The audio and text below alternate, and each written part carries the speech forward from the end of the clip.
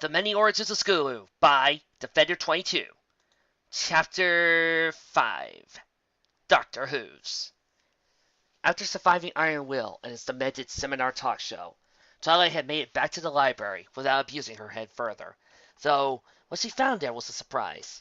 Spike had been so sorry for causing her stress that he cleaned the entire library and filed many of the scrolls he had never gotten around to finishing as his way of apologizing. After feeling frustrated for so long, Twilight had wept at the simple display of love from her #1 assistant/friend, and gave him a giant hug. Empowered by Spike's actions, Twilight felt her anger at the day and the craziness it had brought melt away, and she informed the baby dragon that they were going to take the morning off and just have fun. Spike had jokingly examined her eyes to make sure she didn't have a concussion. Twilight fell asleep as soon as her head hit the pillow, allowing blissful rest to claim her. Her last thought had been, well, tomorrow will be 100% better. Apparently the creator had a mean streak. As Twilight awoke hours later to find Princess Luna standing over her bed, the unicorn let out a yelp and tried to get out so she could bow, but Luna waved her off. It's all right, Twilight Sparkle, Luna said. Since Nightmare Night, Luna had been working to avoid slipping into the royal Canterlot voice, and Twilight was thankful for that. I merely wish to speak with you. Oh, of course, Princess. About what? Tell me. Did my sister ever tell you what happened to your mother? Twilight's brow screwed up in utter confusion. I don't understand. My mother's fine. I just sent a letter to her last week. No, Luna said sternly. Suddenly, her coat turned inky black. Her mane lengthened, and armor flew onto her body as she grew to Celestia's size, taking once more the mantle of Nightmare Moon. I am your mother! No, that's not true! Twilight whispered in shock, clinging to her headboard. That's impossible! Search your feelings! You know it to be true! No! Twilight screamed, feeling the honesty in Nightmare Moon's words. She cradled one of her hosts to her chest and wept. Twilight, you can destroy Princess Celestia. She has foreseen this. It is your destiny. Join me, and together we can rule Celestia as mother and daughter. No! Twilight shouted. Nightmare Moon gave her a dark look. Yeah, that wasn't the request. No! Twilight screamed as Nightmare Moon's eyes glowed, summoning dark-tinted armor that lashed onto the unicorn's body. She fell out of her bed, crying as she felt her body twist, wings bursting from her back, and her own mane becoming flowing energy as she transformed into a smaller replica of Nightmare Moon. Nightmare Moon Jr., rise! Nightmare Moon cackled as dark energy took hold of Twilight's mind. No!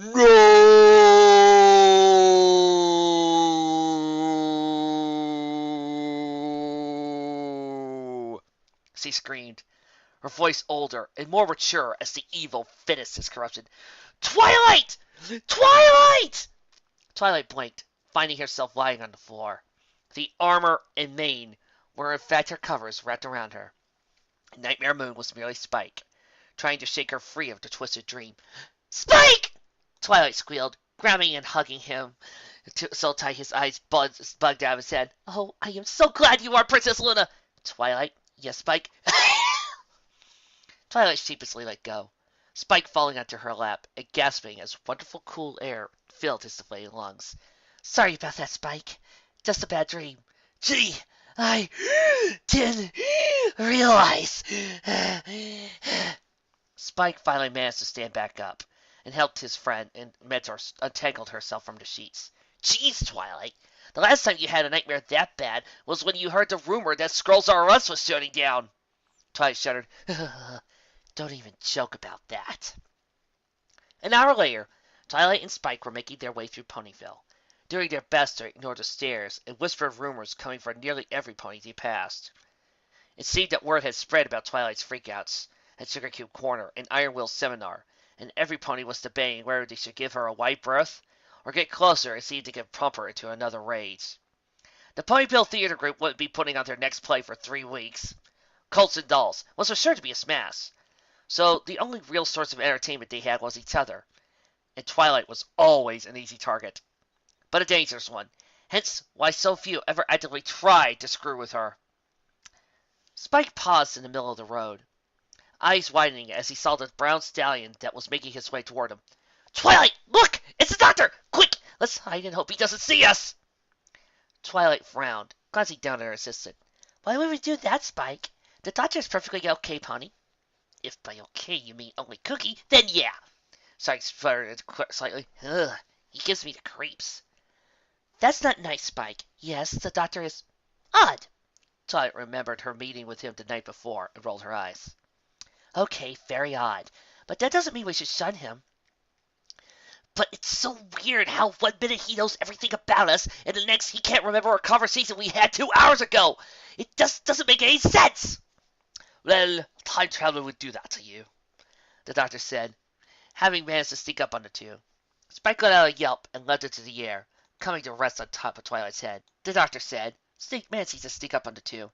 Spike out let a yelp and leapt into the air, resting on Twilight's head. Don't do that! Spike screeched. Hello, Doctor, Twilight said, using her magic to pull Spike from her head. How are you doing today? Oh, very good, very good. Those monsters defeat some weeping angels that were threatening to swarm Ponyville, so that's always exciting. Derpy was rather happy that it ended as soon as it did. Was afraid we'd be late, as you would have to call it to work. Makes no sense, really. Try to explain that with time travel we could be wherever we want, wherever we want, whatever we want. Think you got it, of course, but Twilight and Spike both felt their eyes glazing over as the doctor continued his long, drawn-out speech. They learned a while ago that it was best to just let the doctor prattle on, as attempting to interrupt him would give a pony a stiff scolding, and I think I might have accidentally offended hayflies, but as long as we managed to help Rainbow Dash create a solid rainbow, then all of it was good. Don't think I want to go back to a world where Rarity is a rock farmer and Applejack is a snooty businessman, and your friend Felicity being married to Iron Will. About as strange as Pinkie Pie being a beat pony. Still, it was rather funny to see Rainbow Dash as Sakura's apprentice. He looked over at Twilight, face puckering up rather fiercely. I could have done without you hoofing me in the face, though, Captain Sparkle. Now, do you wish we've had? Spike hissed. Twilight didn't dignify his question with a response, but the answer was yes. So, tell me, Twilight, what are you two doing for this fine morning? Well, after the insanity from last night, I decided Spike and I needed a day off. A Sunday? Oh, I hate it when I miss crazy things. What happened? Spike grinned. Speaking for Twilight could sum him up. Twilight went crazy because Everypony kept telling her nutty stories about Scootaloo. Well, except for me. My story was awesome. The baby dragon puffed out his chest and closed his eyes, giving them his best important dragon pose. Sure it was, Spike, Twilight muttered. Fascinating, the doctor said, tapping his chin. You know, I know a story about Scootaloo. Twilight ran her tongue inside her cheek, realizing that fighting this would do nothing to stop the doctor. Okay, fine. Tell us your story. Lovely. Now then. Apple Bloom sighed as she dipped her sponge into the bucket of soapy water, careful not to get her nose wet. Beside her, Sweetbelle and Scootaloo were also scrubbing away at the floors, under the watchful eye of Applejack. Guess we ain't cutie mark paintball teams, huh? They're tootin' you ain't! Applejack complained. Look at the mess you girls made. Got paint all over the walls, floor, and ceiling, and I won't even get into what y'all did to Big Micatellis. She looked over at her brother, who was rocking back and forth in a corner, sucking on his hoof, eyes wide with fear. He had been painted blue with streaks of different colors in his hair, making him look like a giant rainbow dash.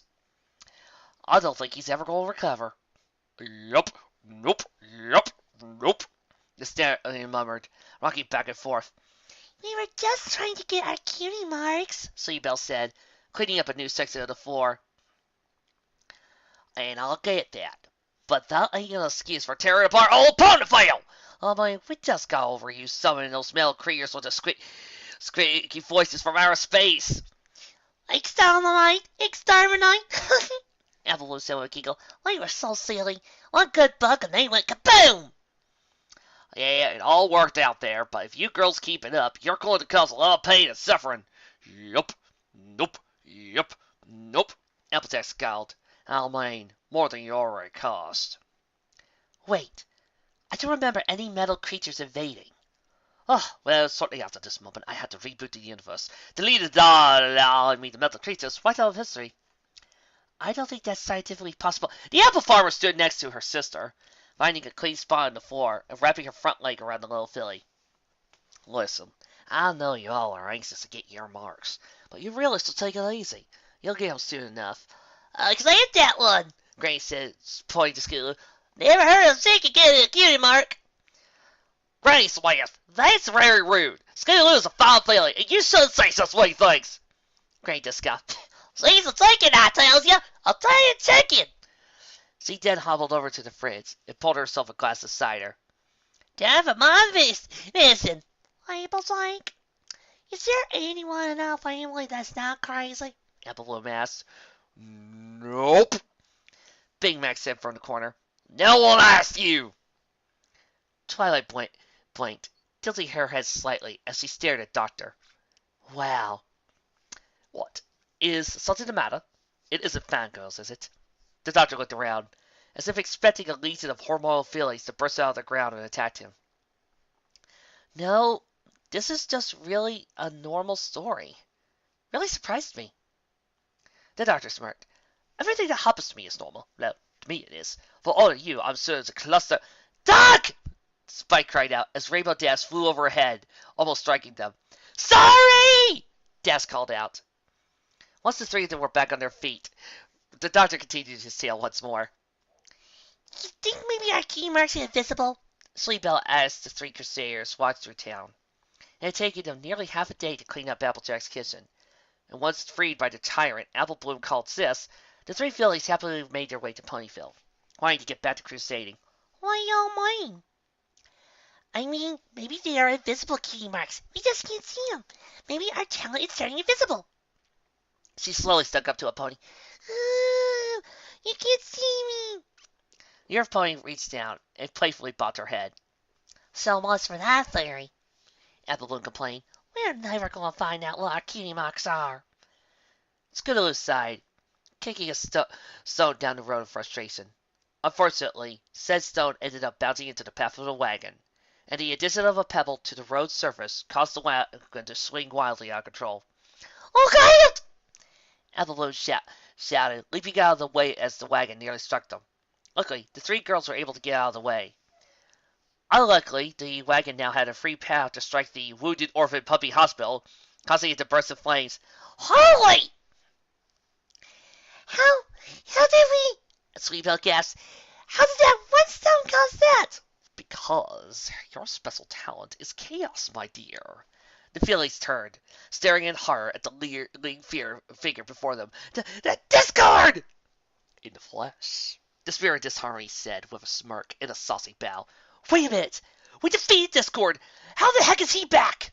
Twilight. Good villains never go away. They might look different or act different, but as long as there's the man, they would always come back. Who would the man...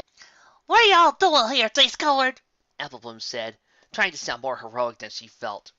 "Such anger," Discord said, giving a mock tremble. "Ugh. I don't know why you're so upset. I'm merely here to congratulate you on discovering your special talent." "What?" Sleepbell asked, utterly confused. Discord pulled the three girls in close, giving them a hug. "Don't you see? Your special talent is chaos!" "That makes someone say it ain't even funny," Applebloom said with a grin. "Well, it might be a bit funny for us," Discord said with a laugh. He set them down, and Applebloom and Sleepbell gasped as magic began to pour into them. "Now that you two know your talents, and you are ready to become my chaos-making crusaders, the commanders of my army as I retake Equestria!" The girls giggled in delight as they gained bat-like wings, and their eyes turned blood red, the powers of chaos flowing through them. "Wait, why did Scootaloo change?" Chaos Bell asked. Chaos Blossom nodded, brow furrowed as he realized Scootaloo was still standing there, staring at them blankly. I honestly don't know." Discord was, for the first time ever, actually confused. He had sent out the spell to convert the fillies into his underlings, so Scootaloo should have been changed.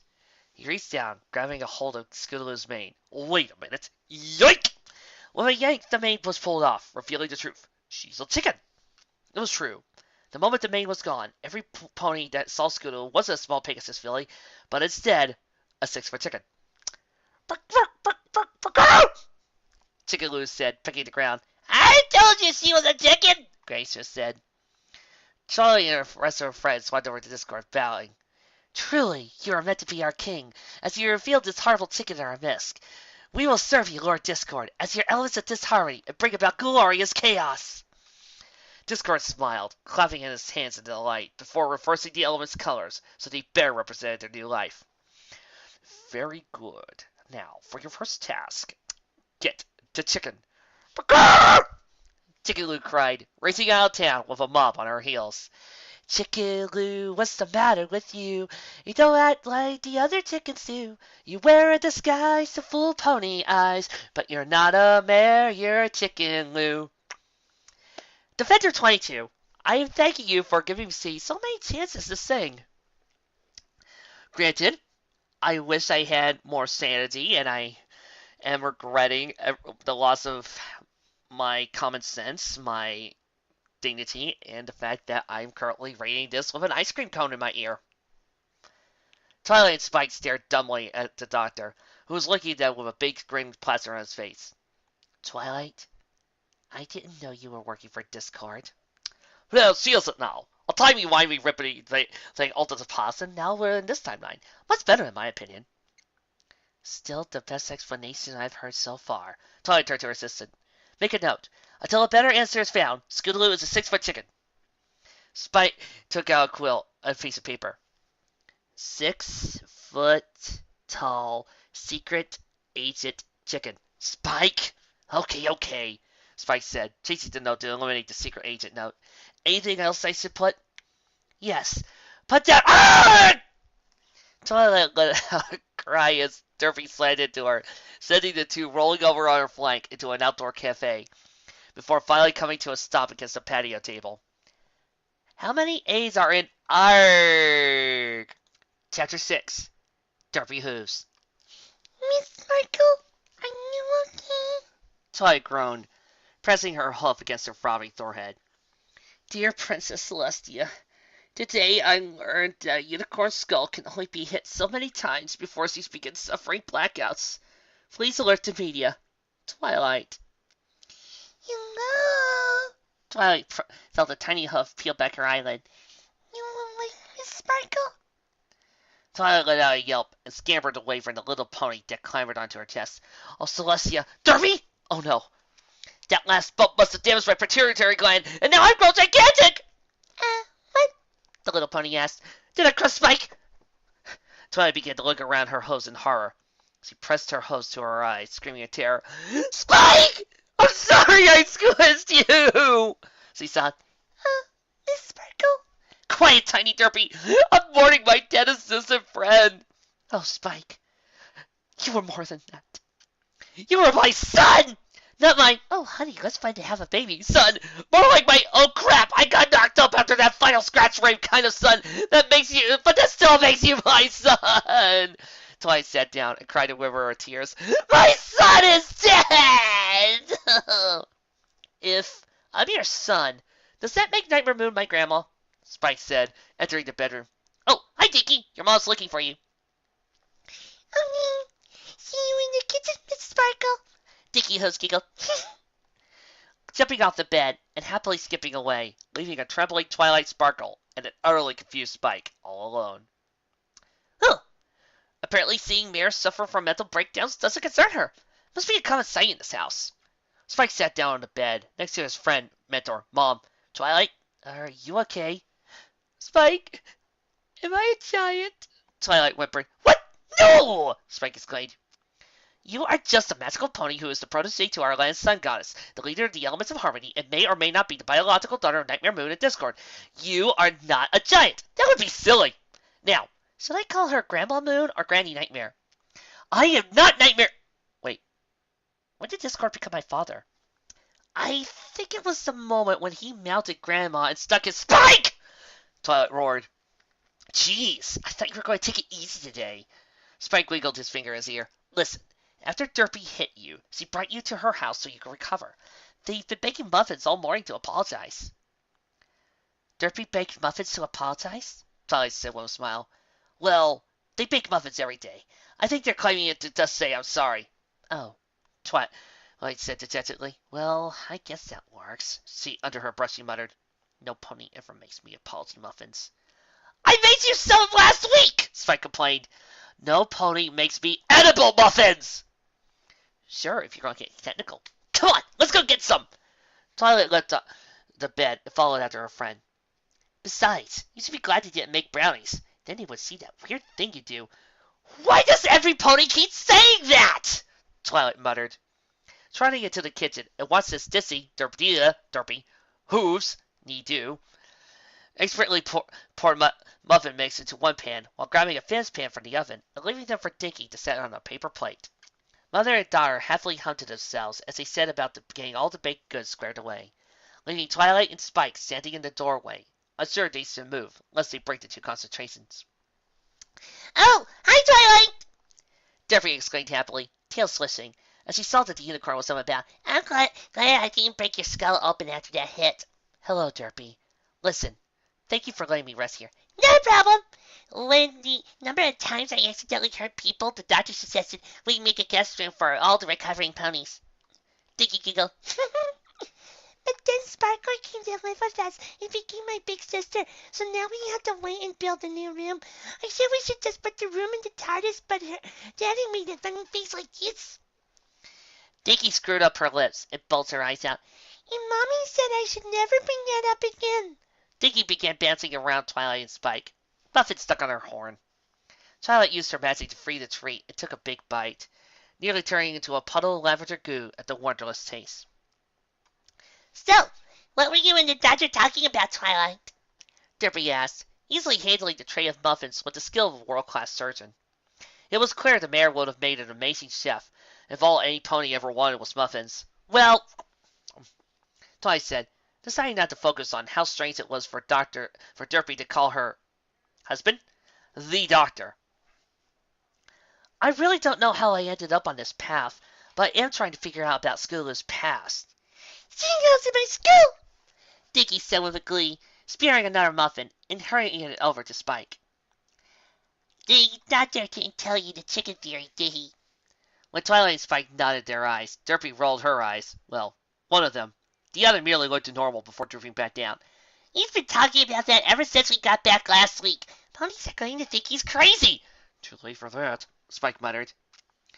Daddy is so silly, Dinky said with a giggle. The boy will always tell me whiny. You should talk as Mommy. She knows everything. Twilight raised an eyebrow. Well, I am trying to keep a more of an open mind today. Why not? Derpy, tell us your take on Scootaloo. Yes, sir, Derpy asked, secretly delighted that some pony as important as Twilight wanted to hear what she had to say. Okay, so... Wait! Spike hollered, jumping onto the table, walking over to Derpy and pressing his face to hers. You aren't going to say she's really a muffin, are you? Not anymore, I'm not, Derpy said happily. Dinky, giggling at her mother's antics, quickly ran out of the room, but not before turning out the lights. Why did she... We're setting the mood, Derpy said, trying her best to look solemn and important. Our story begins in the future. The future? But I want to know about Scootaloo's past. Yes, but in order to get to her past, we must get back to the future. Dinky chose that moment to rush back in, wearing a collar of yellow and glowing lights, and slapped one on Twilight, Spike, and Derpy, before sitting back on the temple.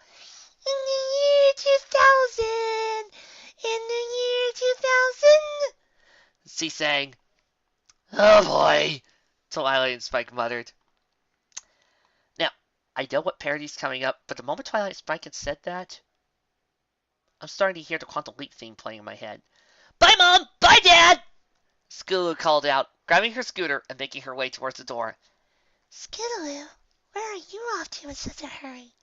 Fluttershy asked, striding over to her and making sure her little girl had her helmet on. I'm going over to Doc Brown's house to get a look at all his cool gadgets, Scootaloo said excitedly. Well, okay, but be careful, Fluttershy said, giving her daughter a kiss on the cheek before wagging a hoof on her. Don't stay out too late, young filly. I won't, Mom. Bye, Dad. Bye. Big Mac called out. Wait a minute. You think Fluttershy and Big Macintosh are Scootaloo's parents? They haven't even been in the same room! Well, not yet they aren't, but they will be in the future! In the year 2000! Hey, Doc, you still in here? Scootaloo called out, setting her scooter against the wall, slowly making her way around all the tables filled with gadgets and gizmos. The very air seemed to hum with energy as the orange filly walked back towards the dog's lab, finding the urge to touch something. Oh, Scootaloo! Doc Brown called out. The dog was a dirty unicorn with a white mane that looked like he had stuck his hoof into a lightning storm cloud. He was always running about, his eyes opened wide as if he were caught in an everlasting state of shock. Good, good. I'm glad you're here.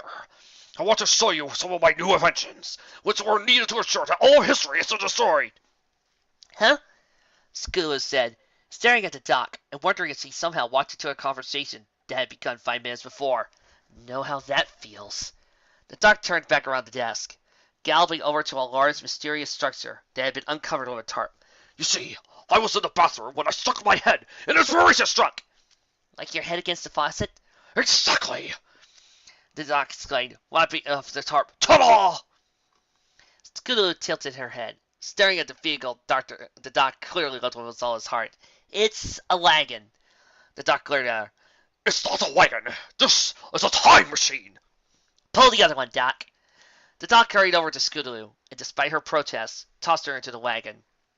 The filly's complaints died in her throat when she saw the wagon was filled with strange dials, buttons, and gauges, including a display that had the seemingly random date 13 years in the future. Doc, this isn't a joke, right? Not a joke in the slightest.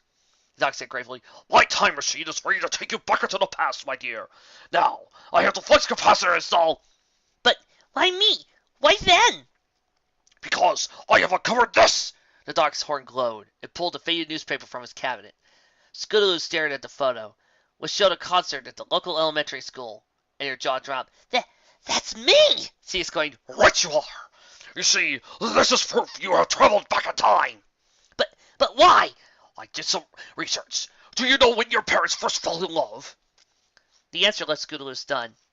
At a school concert. My dad was there to see Aunt Applebloom, and Mom was there to support Miss Sweetbell.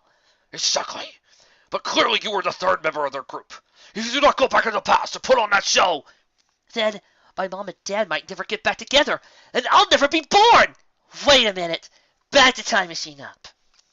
Derpy looked at Twilight, who had her eyes shut and hooves pressed to her forehead.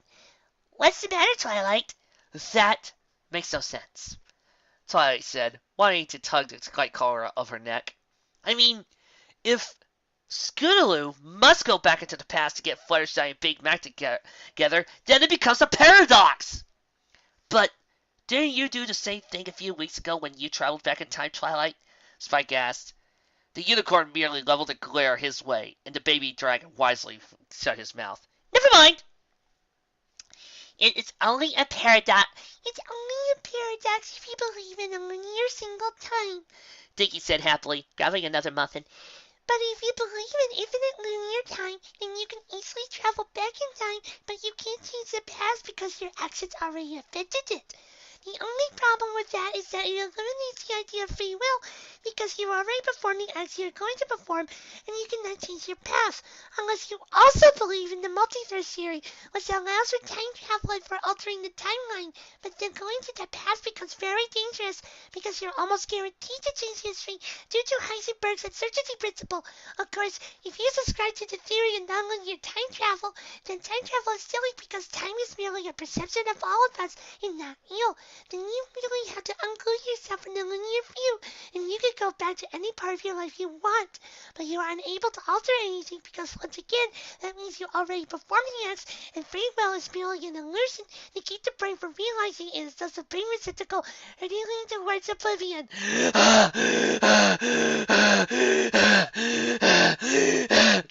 Darn you! Twilight Spike merely stared at the little unicorn, jaws hanging loose. Mommy, can I get some juice? Sure, Derpy said, not disturbed at all by her daughter's knowledge of the timeline. She was the daughter of a Time Lord and his companion, after all. giving her little girl a juice box. Derpy settled back down and continued her story. 1 year ago. 13 years ago for Scootaloo. Scootaloo took an uneasy breath. She had been working for months to make sure everything was scared away, and every possible misstep had been taken care of. She had met her Aunt Applebloom and Miss Sleebell and became their friend. How weird was it for her to be interacting with fillies that Scootaloo would know as responsible adults when she was a child? Miss Sleebell was her favorite foal-sitter, and she had marveled just how different ponies were in the past. Miss Rarity Dragon hadn't even begun dating Mr. Spike Dragon yet. Yes! And it had taken time to adjust. She had nearly lost it when she had saw Miss Diamond Tiara acting like a stuck-up snob. She wanted to drag the little filly aside and tell her that in 5 years her father would lose everything to the Flim Flam brothers, and Diamond would end up having to move in with the Apple family after her mother and father escaped Equestria to avoid tax collectors. It worked out in the end, as Diamond and Aunt Applebloom became very close, and Diamond Tiara would become a hard-working mare who would help Sweet Apple Acres become very profitable. But none of that mattered now. Through trial and tribulation, Scootaloo had managed to get everything to fall into place, and she was ready to recreate the magical night when her parents fell in love. She could see them standing next to each other, waiting for the last act to come on stage. Neither of them were paying the slightest bit of attention to each other. According to a certain blue baker, that means they are already in love. It was painful for the little filly to stare at her beloved mom and dad, not see them nuzzling or gazing at each other with longing. Okay, all right, girls, let's do this, Scootaloo said as DJ Pwn 3 gave them a nod and put their record on, and the upbeat tempo blaring as they leapt onto the stage. And now to do a I hate you so much right now, Defender 22. Words cannot describe. I'm going to kill you. Oh, sometimes I get a good feeling, yeah. I get a feeling I never had before. No, no. I get a good feeling, yeah. Oh, sometimes I get a good feeling, yeah.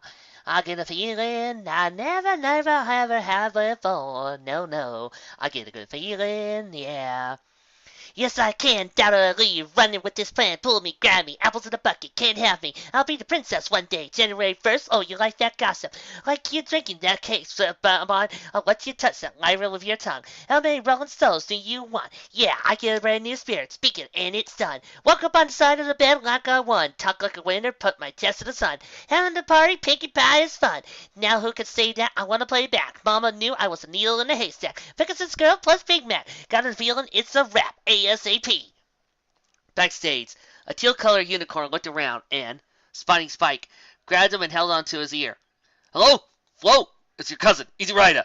You know that new sound you're looking for? Well, listen to this. Hey, what are you doing? I don't want that! Spike squeaked as the unicorn tore him to the stage and forced the baby dragon's mouth open. Oh, sometimes I get a good feeling, yeah. I'll get a feeling that I never had before. No, no. I get a good feeling, yeah. Oh, sometimes I get a good feeling, yeah. I'll get a feeling that I'll never had before. No, no. I get a good feeling, yeah. You know, Big Macintosh, Fluttershy whispered softly as the girls continued to sing. As I listen to those fillies singing a proper rock song with a slightly changed lyrics, I can't help but realize that you and I are destined to be together, and we should be doing it right here at this school telescope in front of hundreds of ponies. Yup. And they did. Derpy? Derpy and Dinky looked at Twilight, and in Derpy's case, a muffin on the counter, but that was wonderful in Derpy's opinion. Yet, neither used to mayors need to interrupt stories. What is it, Twilight? Derpy asked. If Scootaloo is from the future, and the only reason she came to the past was to get to her parents together, then why is she still here? And why aren't Big Macintosh and Fluttershy together? Ninjas! Dinky exclaimed happily. Huh? Tired, Spike professed Emily. Dinky was happily bouncing up and down as he spoke. Ninjas use their ninja skills and mix their time, so now Scootaloo has to leap from life to life, striving to put right what once went wrong, hoping the next leap will be the leap home. Makes sense to me, Derpy said heavily. Spike leaned over to Twilight. now gnashing her teeth together. Just give it to them. It's Derpy and Dinky after all. Twilight lowered her head. Fine! You just did it! Yee! Dinky squealed, throwing her forelegs together. Oh boy. Yes, people, this fic just got awesome. Quantum Leap reference.